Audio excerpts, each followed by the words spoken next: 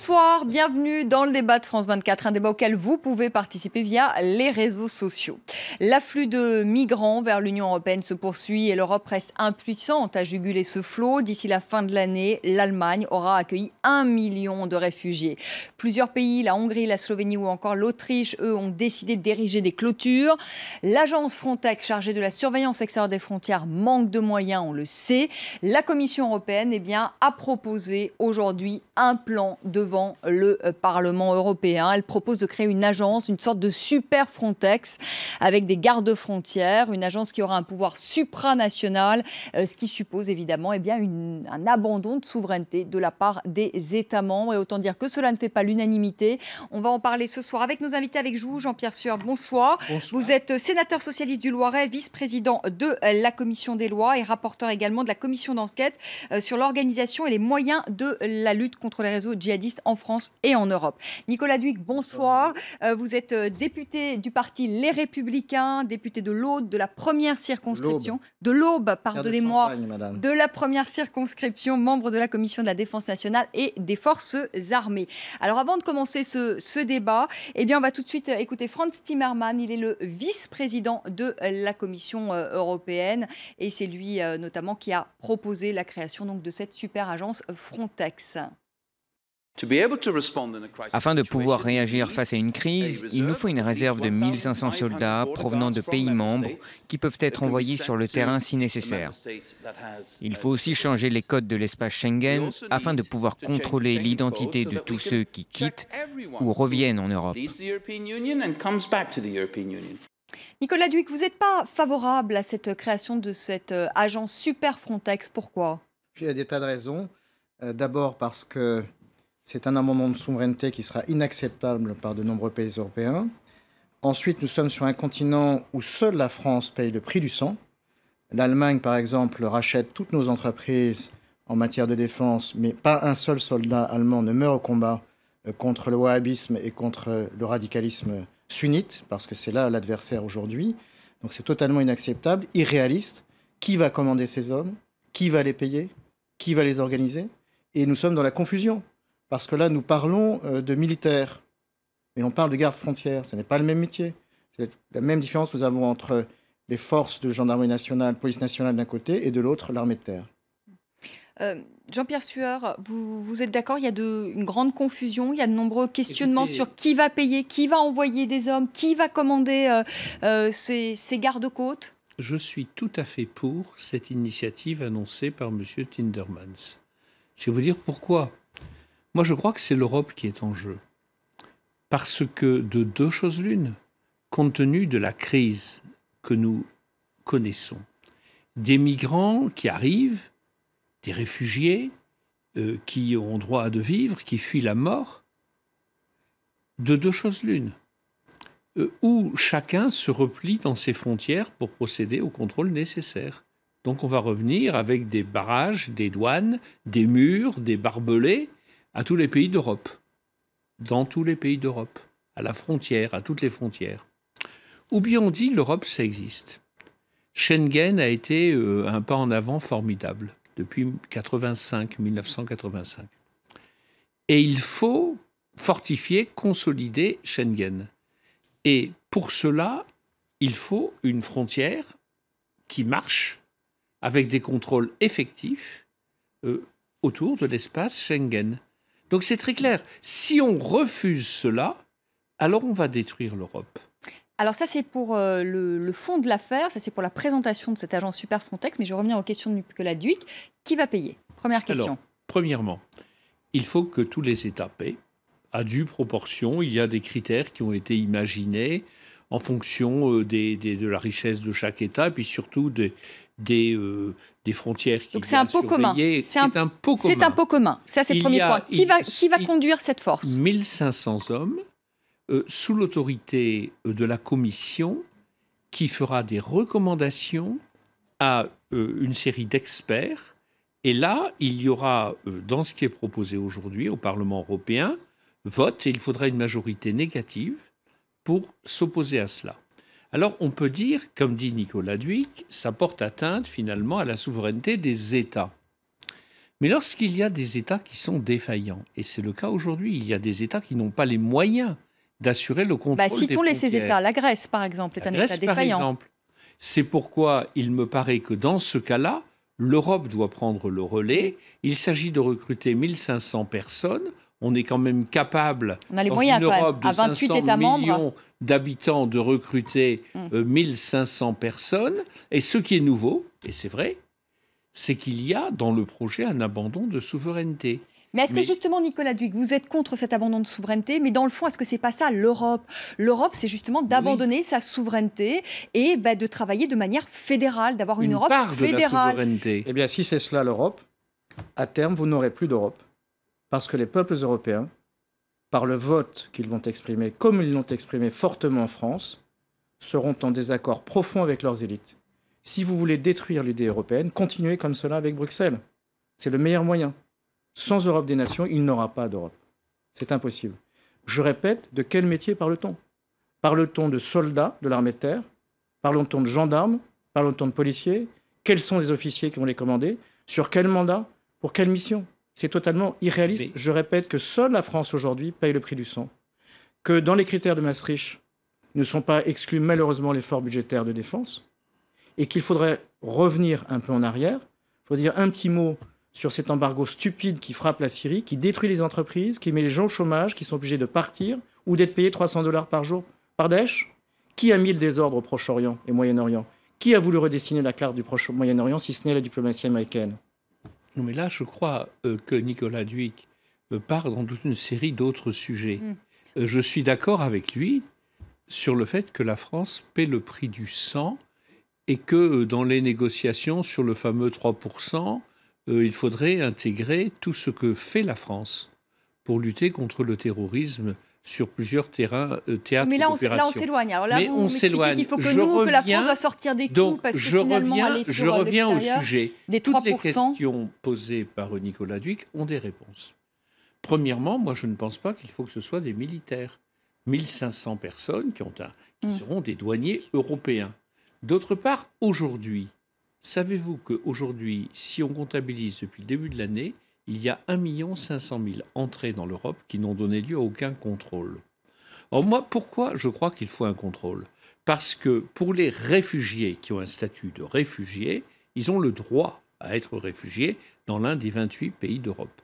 Pour ceux qui arrivent pour d'autres raisons, eh bien, il est normal qu'on leur dise, voilà, vous n'avez pas le droit au même titre que les réfugiés. Donc il faut absolument un contrôle à l'entrée et à la sortie. À partir du moment où on dit qu'il faut un contrôle, il faut que ce contrôle soit dans l'ensemble du système Schengen. Et si un État s'y oppose, c'est le cas de la Pologne par exemple, etc. Il faut aller contre l'avis de la Pologne. Je suis partisan qu'on fonctionne à la majorité. Parce que si on veut fonctionner à l'unanimité, eh bien, il n'y aura jamais de décision. Et s'il n'y a jamais de décision, on va détruire l'Europe parce que chacun va refaire sa frontière, son barbelé ou son mur. Alors cette réaction d'un internaute, tout le monde veut la sécurité, mais le droit international veut que vous protégiez les réfugiés. Nicolas Dhuicq, on a bien compris que vous étiez contre, mais alors quelle est la solution? Parce qu'aujourd'hui, il y a, et Jean-Pierre Sueur le rappelait, il y a quand même 1,5 million de personnes qui ont franchi illégalement les frontières de l'Europe, illégalement, c'est ce que je disais, les frontières de l'Europe. Alors quelle est la solution? Il faut fermer les frontières, pays après pays, la France doit fermer ses frontières. Vous êtes toujours dans l'après-coup. Il faut revenir à une position souveraine de la France en diplomatie étrangère. Mais ça veut dire quoi? Ça veut dire travailler avec les Russes qui font un énorme travail en Syrie, travailler avec les services de M. Assad, que ça ne plaise ou non, qui a des listes de personnes, remettre au pas M. Erdogan, qui est très content de livrer à l'Europe tous les indésirables de Turquie, y compris des terroristes, parce que dans ces fameux réfugiés, combien sont réellement des Syriens? Alors, il faut être cohérent. Nicolas Dhuicq, là, vous parlez d'une solution diplomatique, mettre fin donc à la guerre en Syrie, éradiquer le terrorisme. Mais ça ne se fera pas sur 1 an, ça se fera sur 10 ans, peut-être 5 ans, sur 20 ou 30 10 ans. Et là, il y a une urgence. Il y a une urgence, ce sont ces millions. Parce que le combat sera aussi idéologique et culturel. Oui. Mais là-dessus, on est d'accord, mais c'est un combat. Nicolas Dhuicq, pardonnez-moi, mais je reviens là-dessus. C'est quand même un combat sur le long terme. C'est une solution. Très clairement, madame. Qu'est-ce qu'on fait là? L'urgence, maintenant, ces milliers de personnes qui sont à nos frontières. Ça signifie ne pas proposer n'importe quoi aux gens. Parce Mais que quelle je ne solution? sais pas. Mais il n'y a pas de solution immédiate, madame, il faut bien Donc il le n'y a pas de reconnaître. solution immédiate. La pour solution l'instant. immédiate, elle sera nationale. C'est aux États souverains. Moi, je respecte la position de la Pologne, de la Hongrie, qui sont des États souverains et des peuples souverains, qui ont le droit de fermer leurs frontières, aussi irréalistes soient-ils. Donc vous dites que la France doit fermer Mais ses frontières. Moi, Je dis que la France a une souveraineté nationale. Je dis qu'il faut revoir les conditions de circulation à l'intérieur de l'espace Schengen. Je dis qu'il faut 2% du produit intérieur brut qui soit consacré à notre défense, parce que nos soldats n'en peuvent plus. Et je dis qu'il faut arrêter le marchandage avec M. Erdogan et Mme Merkel, qui lui cèdent pour des centaines de milliers, de millions d'euros, pour se débarrasser d'indésirables en Turquie ou en Syrie, alors que M. Erdogan mène une politique abominable au niveau de la Syrie, soutenant des groupes djihadistes. Qui finance Daesh? Que fait l'Arabie Saoudite? Que fait le Qatar aujourd'hui? Est-ce que le Qatar et l'Arabie Saoudite reçoivent des réfugiés venus de Syrie? Non. Écoutez, je Jean-Pierre Sueur. suis en total désaccord. Parce que si on attend que le combat culturel et idéologique soit achevé, on va attendre quand même longtemps. C'est ça, très longtemps, oui. Premièrement, il y a des D'ailleurs. mesures à prendre contre Daesh. Et je crois que le président de la République, François Hollande, a annoncé un certain nombre de choses. Il y a eu des changements dans la politique française. Si Il peu. y a eu des inflexions importantes. Et en tout cas, il se donne du mal et pour que l'on soit efficace là-bas avec le plus d'États possible. Premier point. Deuxième point, les réfugiés, il y en a quand même beaucoup qui sont en Turquie, en Jordanie et au au Liban. Liban. Et c'est bien ce qui a été décidé d'aider ces États à Oui, alors là, gérer Jean-Pierre la question. Sueur, Et Jean-Pierre troisièmement, Sueur, je et vous arrête quand même finis. là-dessus. Je vous arrête quand même là-dessus, justement, pour aider ces pays et les soulager. La Commission européenne a demandé à ce qu'il y ait une relocalisation pour 160 000 personnes.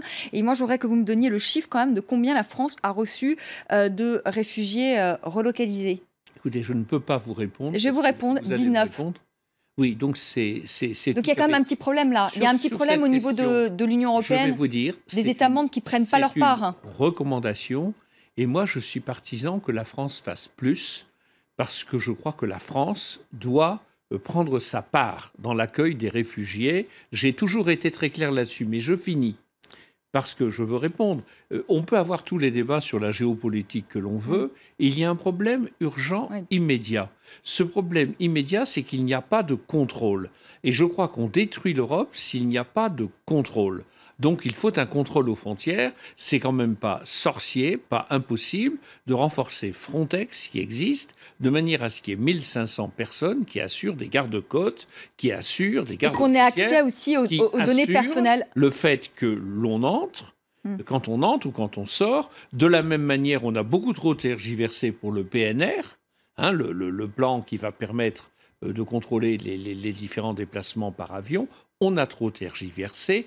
Il faut un contrôle, comme le demandent la France et l'Allemagne, clair, net, précis, aux frontières. Et que l'on permette aux réfugiés qu'on aura contrôlés et on aura leur identité de venir parce qu'ils ont le droit au statut de réfugié en vertu des accords internationaux signés par la France et qui sont universels.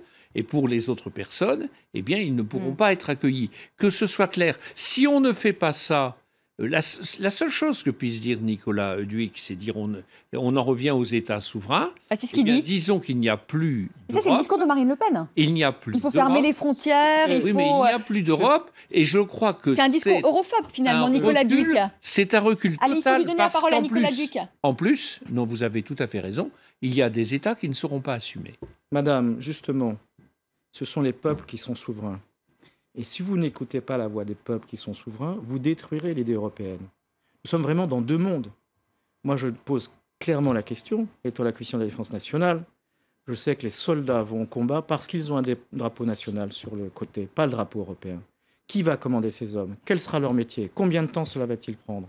Dans le même temps, que devons-nous faire? Augmenter le budget de la défense à 2% du produit intérieur brut, recruter des spécialistes en langue étrangère dont nous manquons cruellement, renforcer le renseignement pénitentiaire, parce que c'est un combat qui est global. Oui, mais là, on parle d'un combat plus large, d'un combat contre le terrorisme, contre la montée de l'islam radical. Moi, je parle du problème des frontières et de l'accueil des réfugiés qui fuient la guerre. Vous avez des frontières qui sont nationales. Vous ne pouvez pas demander à la Grèce, au peuple grec, qui supporte de fait de Maastricht une épouvantable guerre économique, d'assurer notre sécurité. Eh bien, Et justement, la aujourd'hui, Grèce demande l'aide de l'Union Mais bien européenne. sûr. Elle demande l'aide de Frontex. Mais quels Qu'est-ce qu'elle a sont demandé les soldats qui vont au combat aujourd'hui si ce ne sont les soldats Mais français? quel est le rapport? Mais Quel est le oui, rapport? Le rapport, madame, c'est que vous ne pouvez pas mentir aux gens et leur proposer des chimères.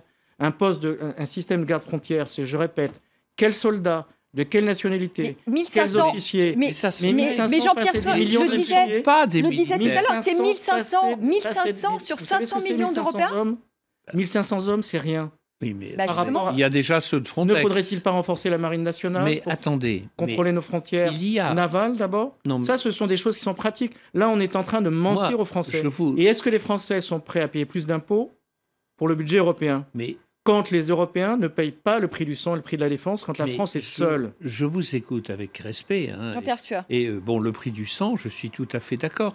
Mais il y a un problème concret. Et vous dites, seul le peuple est souverain. Mais est-ce que vous croyez que le peuple français est d'accord pour qu'il n'y ait pas de contrôle et pour qu'il y ait 1 500 000 arrivés sans contrôle? Mais je ne pense pas que le peuple français veut qu'on rétablisse Non, mais Nicolas des Duc pense frontières peut-être que le peuple entre la français France et ne la veut pas Belgique, l'arrivée de etc. réfugiés tout court. Mais Non. le peuple français... C'est non, ça ce que pense Nicolas Duc. les Nicolas réfugiés Je peux dire menacés oui. de mort, Allez, Nicolas Duc. ont le droit d'être accueillis. Et deuxièmement, peut-être que- il est nécessaire qu'il y ait un contrôle. Et troisièmement, ce contrôle doit être aux Non, mais frontières attends. de Nicolas l'Europe. Duc. Les Allez, Nicolas Français Duc. sont des gens pragmatiques et généreux. Les Français souffrent de l'abandon par notre gouvernement de la Syrie, du lycée français où plus un seul sous-français ne parvient pour maintenir ce pays qui était francophone avant tout. Vous pensez Les Français franchement sont prêts à franchement, accueillir. Nicolas Duc, vous Les pensez que la Français- Syrie, que c'est les un lien- Français c'est un lien souffrent pour la direct. Syrie? Oui, parce que les Français sont un peuple généreux. Vous ne pensez pas qu'ils Et ont les d'autres Français priorités, les demanderaient Français? d'abord que ces jeunes hommes venus réfugiés soient entraînés pour aller combattre et libérer leur pays. C'est cela que les Ouais, Français je demandent. Je pense que Mais les les Français sont Français, peut-être comme il y a priorité Assez l'emploi. de difficultés Mais bon. économiques comme Il y a cela des- pour accueillir toute la misère du il y a monde. des Et ça n'est pas un carences. péché que de le dire. Mais vous Non, vendez mais- des chimères. Et ces Non. chimères sont dangereuses parce Mais qu'elles détruisent l'idée européenne. Ceux qui ont fait l'Europe Allez, ont surmonté des choses, des obstacles bien plus difficiles que celui de recruter 1500 personnes qui seront des civils, De quelle nationalité qui seront commandées de par quels toutes officiers, les avec quel argent nationalités, et quelle commandées mission et par quel les but de guerre. autorités allez, européennes c'est la fin de ce débat. et qui assureront Merci le de contrôle nous avoir suivis. indispensable. Et je vous retrouve dans quelques instants pour le rappel des titres et puis le second débat de la soirée. On va parler de la guerre au Yémen. Merci beaucoup, merci Jean-Pierre Sueur, merci Nicolas Duc d'être venu